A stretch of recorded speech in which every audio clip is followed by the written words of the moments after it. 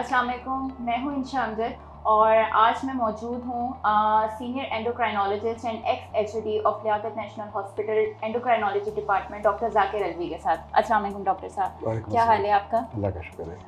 आज बेसिकली हम diabetes by heart के प्लेटफॉर्म से आपके साथ जिस टॉपिक से रिलेटेड डिस्कशन करने आए हैं वो बेसिकली जेस्टेशनल डायबिटीज़ है और कैसे हम जेस्टेशनल डायबिटीज़ को प्रिवेंट कर सकते हैं और इसमें बेसिकली क्या क्या डाइट इंटेक करनी चाहिए ताकि ड्यूरिंग प्रेगनेंसी जो है इस तरह की डिजीज़ हैं, इस तरह के केसेस को कोई फेस ना कर सके।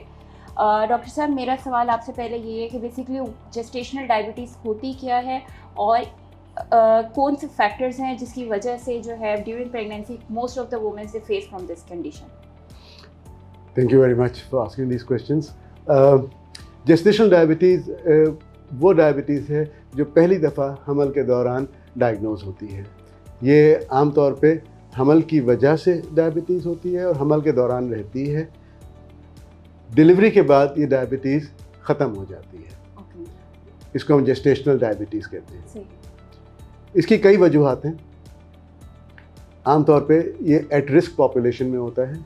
वो लोग जिनको होने का ख़तरा है वो लोग हैं जिनकी स्ट्रॉन्ग फैमिली हिस्ट्री डायबिटीज़ होती है, जिनको मोटापा होता है, बढ़ती हुई उम्र होती है, यानी कि अगर 28 साल से बड़ी उम्र हो प्रेगनेंसी के दौरान, और जिनके ऐसे कौम से ताल्लुक़ है जिसमें डायबिटीज़ ज़्यादा आम है, जैसे हमारा मुल्क है।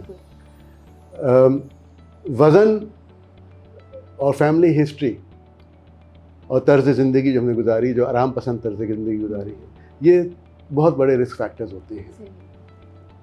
डायबिटीज़ के जब शक होता है तो जब उसके टेस्ट होते हैं, और अगर शक ना भी हो तो हाई रिस्क पॉपुलेशन के अंदर 28वें हफ्ते की प्रेगनेंसी का 28वां हफ्ता जब होता है उसके बाद ज़रूर डायग्नोसिस के लिए टेस्ट करा लेना चाहिए। आमतौर पे पॉपुलेशन के हमारे यहाँ हम लोग 24th वीक पे इसकी स्क्रीनिंग करते हैं। स्क्रीनिंग टेस्ट जो होता है वो बहुत सिंपल होता है। एक 2 स्टेप प्रोसीजर भी होता है जिसके अंदर हम पेशेंट को किसी वक्त भी क्लिनिक के अंदर 50 ग्राम ग्लूकोज पिलाते हैं और 1 घंटे बाद ब्लड शुगर टेस्ट कर लेते हैं। जिन लोगों की शुगर 140 से कम आती है 1 घंटे बाद 50 ग्राम शुगर के, वो लोग कहते हैं उनके जेस्टेशनल डायबिटीज़ नहीं है और उनको कोई परेशानी नहीं है फर्दर मॉनिटरिंग की। ऑन द अदर हैंड, जिसका नंबर इससे ज़्यादा आता है उसके अंदर जेस्टेशनल डायबिटीज़ होने का चांसेस ज़्यादा हैं, और फिर उनको formal oral glucose tolerance test करते हैं। ओरल ग्लूकोज टॉलरेंस टेस्ट के अंदर ये होता है कि निहार मुँह जाना पड़ता है और एक निहार मुँह ब्लड शुगर का टेस्ट करते हैं, फिर 75 ग्राम ग्लूकोज पिलाया जाता है और उसके बाद 1 घंटे बाद 60 मिनट पे और 2 घंटे बाद शुगर टेस्ट करी जाती है। तो 3 दफ़ा शुगर टेस्ट होती है। इन 3 दफ़ा में अगर निहार मुँह की शुगर 95 से ऊपर आ जाए, 1 घंटे वाली रीडिंग जो है वो 180 से ज़्यादा आ जाए और 2 घंटे वाली रीडिंग अगर 155 से ज़्यादा आ जाए, तो हम कहते हैं पेशेंट को जेस्टेशनल डायबिटीज़ है। ये तीनों नंबर आने ज़रूरी नहीं है, 3 में से कोई एक नंबर भी पार कर जाता है आगे तो वो जेस्टेशनल डायबिटीज़ की डायग्नोसिस होती है। तो डॉक्टर साहब, अपनी जनरल पॉपुलेशन को ये बता दें कि बेसिकली उनको कौन सी डाइटरी हैबिट्स को जो है कंटिन्यू करना चाहिए ताकि वो इन चीज़ों से प्रिवेंट करवा सकें अपने आप को। बहुत इंपॉर्टेंट सवाल है आपका।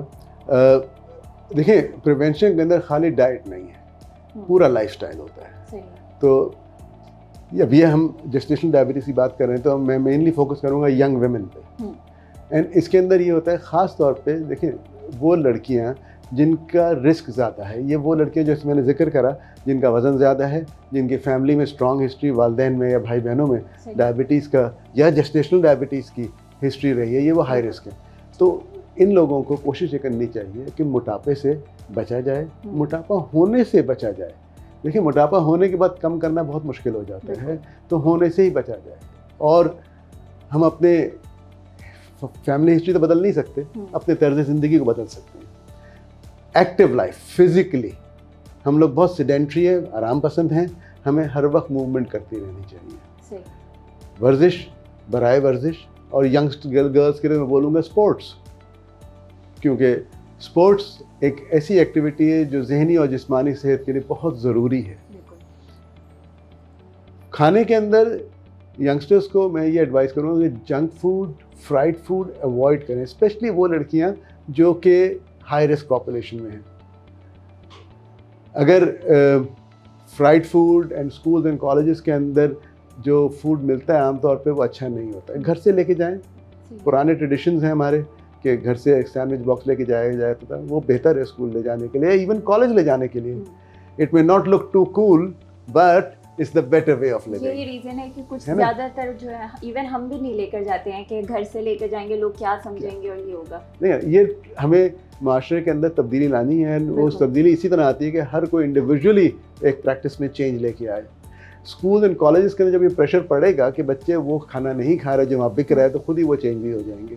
क्योंकि अगर आप देखे जाएँ तो यूनिवर्सिटीज़ के अंदर, कॉलेजेस में, इवन स्कूल्स में क्या बिकता है? समोसे बिकते हैं, रोल्स बिकते हैं, all kind of fried food बिकते हैं, बट हेल्दी फूड खाने जाए तो कुछ नहीं मिलता। सो ये कोशिश करनी चाहिए। हमारे यहाँ अगर हम सैंडविचेस बनाते हैं तो उसके अंदर सिर्फ मेयोनेज़ भरा हुआ होता है और कुछ नहीं होता है, which is again grease and fat. So you need to reduce the amount of grease and fat. खामा में नहीं खाएं, डट के ज़्यादा नहीं खाएं, हाथ रोक के खाना खाएं। सेहतमंद ग़िज़ा एक बैलेंस ग़िज़ा होती है जिसके अंदर आप कोशिश करके रोज़ाना एक कोई डेयरी प्रोडक्ट ज़रूर लीजिए जो कि लो फैट हो तो बेहतर है। मीट किसी किस्म का भी, मुर्गी हो, मछली हो, गोश्त हो, थोड़ा सा लिया जाए। अंडा लिया जाए दिन में एक दफ़ा। रोटी की मिक़दार ज़रा हाथ रोक के, सब्ज़ी सलाद पेट भर के, और दिन में 3 हिस्सों में खाना खाया जाए। अक्सर बच्चे ये करते हैं कि सुबह से शाम तक कुछ नहीं खाते, रात को फिर बहुत सारा खाने लगते हैं। ये अच्छी बात नहीं है। डिवाइड करके खाना खाया जाए। स्नैक्स के अंदर healthy snacks of fruit is a very good healthy snack. और सबसे इम्पॉर्टेंट ये मीठे मशरूब से बचा जाए। सो कोल्ड ड्रिंक्स सबसे मेरे ख्याल से डेंजरस चीज़ है। जूसेस इवन कभी कभार थोड़ा सा ले लें, लेकिन जूसेस भी अवॉइड करें। फ्रेश जूस कह रहे हैं, राइट, कभी कभार ज़रूर पी लें। हर वक्त बहुत सारा जूस पीना भी अच्छा नहीं है, because that's a concentrated sugar. Again I must remind you, मैं उस पॉपुलेशन की बात कर रहा हूँ जो एट रिस्क है। सो ये तर्ज ज़िंदगी जिसमें हम वर्जिश और अच्छी सेहतमंद ग़िज़ा के फॉलो करें, इससे बचाव हो सकता है। Thank you so much, Dr. Saab. It was really a very informative and a healthy discussion with you. और उम्मीद है कि आप सबको भी डॉक्टर साहब ने जो जो गाइडलाइंस बताई हैं, जो जो उन्होंने प्रिवेंशन के तरीके बताए हैं, और सबसे मोस्ट इम्पॉर्टेंटली लाइफस्टाइल मॉडिफिकेशन जो कि हमारे एशियन कम्युनिटी में जो है ये लैकिंग है, तो इस चीज़ पे हमें फोकस करना चाहिए और इनकी जितनी भी डिस्कशन है उसका ज़रूर हमारी लाइफ पे एक हेल्दी इम्पैक्ट पड़ेगा। Thank you so much from the platform of diabetes by heart. Allah हाफ़िज़।